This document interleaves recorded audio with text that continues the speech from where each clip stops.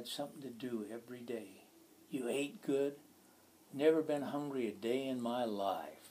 I don't know what hunger is, but that's why I know what it could be.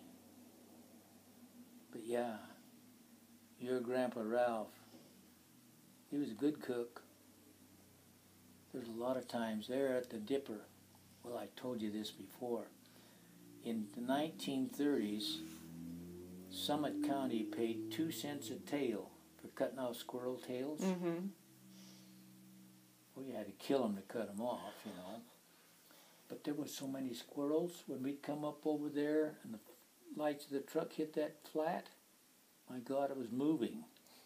There's so many. You could chase them down the hole, put the string over the hole there.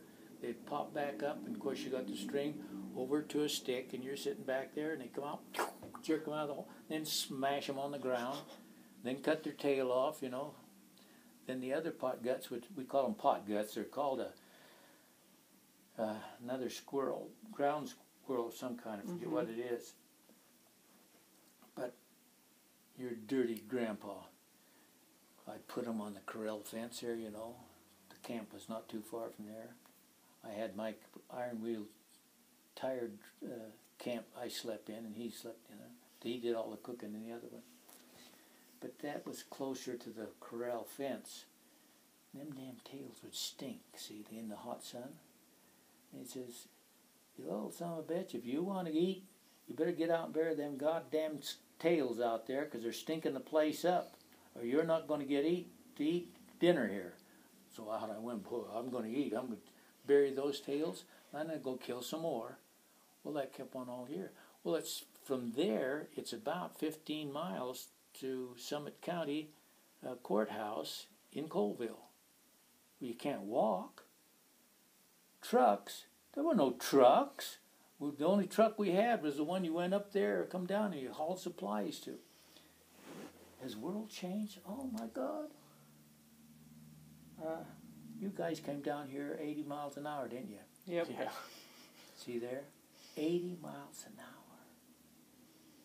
I have a show, it's made by Professor Massey of the University of Colorado. What you are is where you were when. Depending on the economic times in which you grow up will help to form your behavior. You don't think anything of going in the liquor store and spending $50, $100. Well, that wouldn't make me feel very good. Yeah.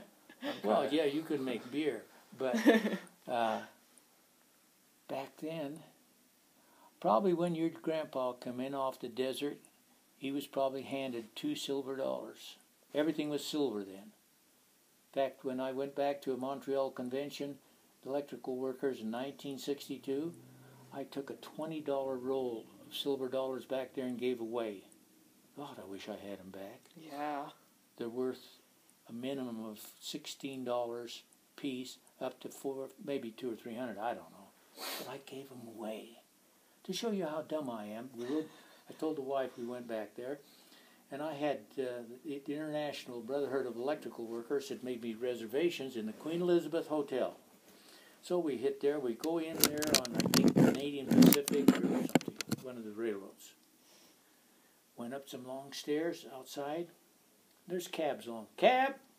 He comes, puts Shirley in, puts our suitcases in the trunk. I get in, he closes the door, goes around, gets in the driver's seat, and he says, "Where to?" I says, "Queen Elizabeth." He says, "It's right across the street." So it cost me like $2.25. It says $2.25 for the meter there. I says, "Take us across the street," and I gave him a silver dollar tip. God, today he's probably died, but yeah, doing some dumb things. Hell, I've done a lot of them. But yeah, but life's been good to me. Growing up with your grandpa. But I was telling you about when he had those turkeys down at the farm. He had his buddy there, and I don't know who his buddy was, Coon or one of them. He picked me up and threw me over the fence. That goddamn turkey gobbler come over and proceeded to kick the crap right out of me. I climbed up that old wire fence, you know, because all we had them in there was with field fence.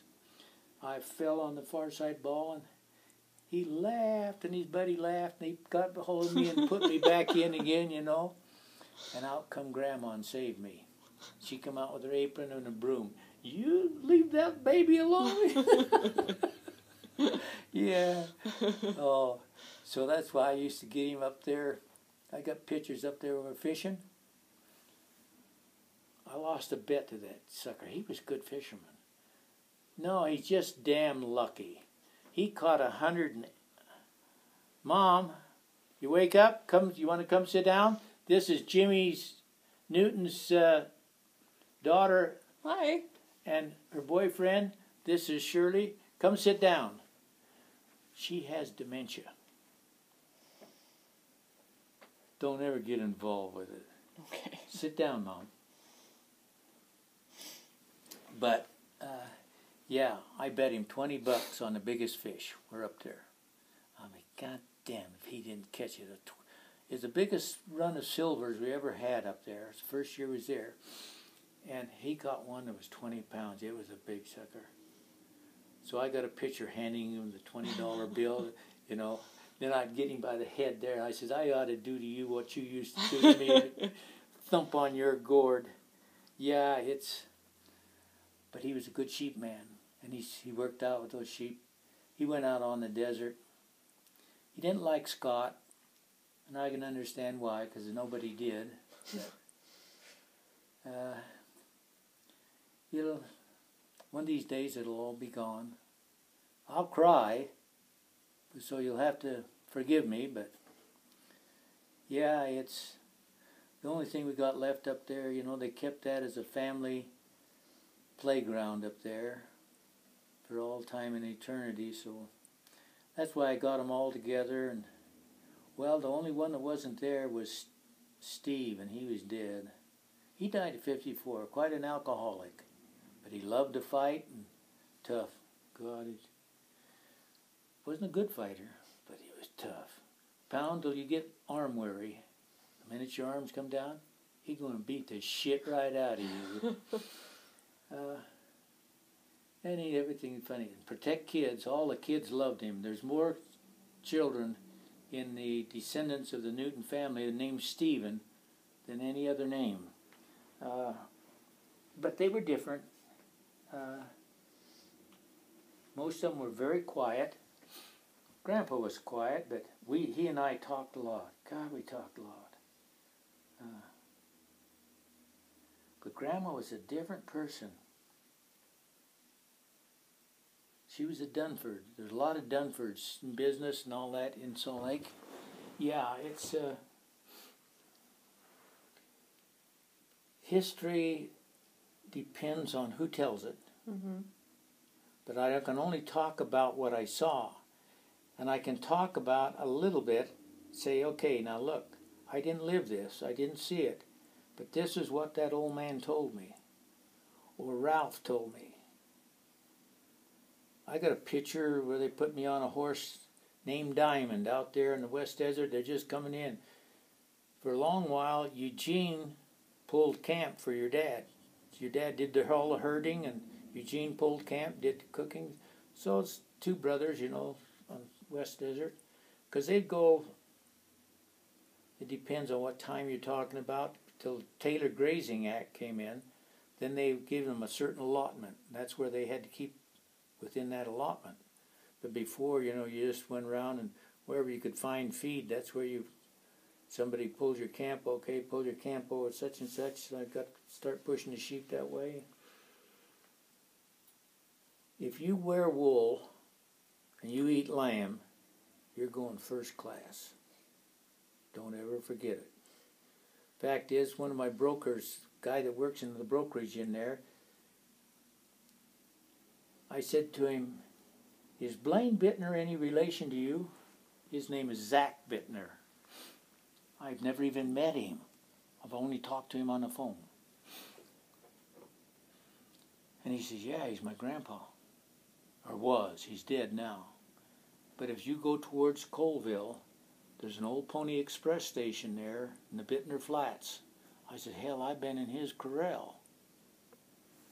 Yeah, it's sheep people all knew one another because there would be a few strays picked up here and there as you're trailing, but they trailed from Nevada all the way to Wyoming. Mm-hmm.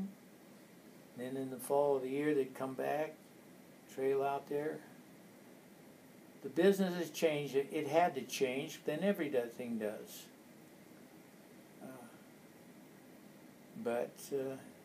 Yeah, Ralph was instrumental. The one thing I'm really sorry about, one day he's down the farm, just sitting inside the kitchen door, to the left there at that window, there's two or three chairs right there. Grandpa's in one of them, I was in the next, and I used to go down and see how they're doing, because, Grandpa was probably about 80 years old at the time. And he knew he was getting old. He said, well, I tried to sell Ralph the outfit today, and you know what he told me? I said, no, sir, I don't. What did he say? He told me it hurt Grandpa. He said it wouldn't be worth a hell of a lot. Oh, God, I thought, what a stupid ass. Because he'd got a third of it through inheritance. And they ended up selling it probably, the oil, they probably got $2 million out of it. Overall, but a lot less when time they paid the lawyers. Because lawyers like lawsuits to carry on and on and on. You know why? As long as they get paid. They get paid by the hour. I hope this lasts forever. The outfit that owns the Newton Ranch up there now, Gilmore's, I had one of the Gilmore sisters stopped Shirley and I there, Nadine Frank Gilmore's, who knew Ralph Newton. I talked to her quite a bit one day, and she says, last year I spent over $100,000 on lawyers. Then I run into a guy that worked for me at Kennecott in the power plant. His brother was a judge in Salt Lake, 3rd District judge. So he's in there, got him hired as a bailiff. So he came in and I'm called for jury duty. And he said, you still got the hunting club up there? No, he said, who the hell's got it? I says, Gilmore's. He says, is that the same Gilmore family that's in here every week? See, you can sue one another, and the lawyers love you to sue one another because it's going to cost you and you and you and you, but they're going to get the money. Yeah, that's why Brigham Young said, we shall castigate lawyers from society, for they feed and breed upon dissension.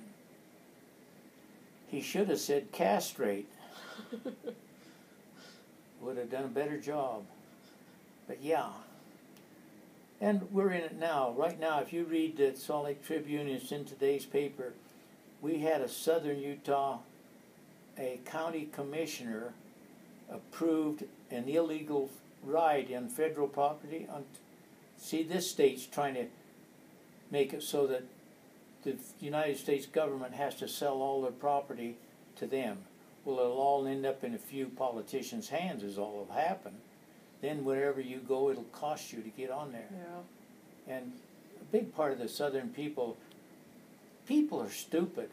God put the dumbest animal, and he said, I'll put these on earth, and we'll call them people.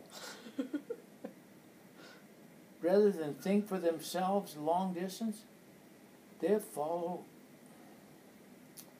Oh, dear. That's where I was lucky, see.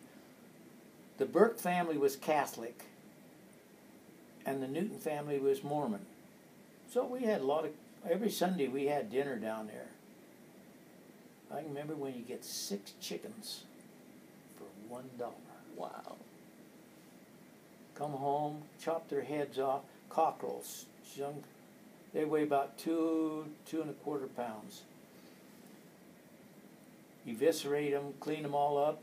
They'd fry them up. That's what we, in the spring of the year, because everybody around here raised chickens, and they sold all their cockerels when they, yeah. $1 then was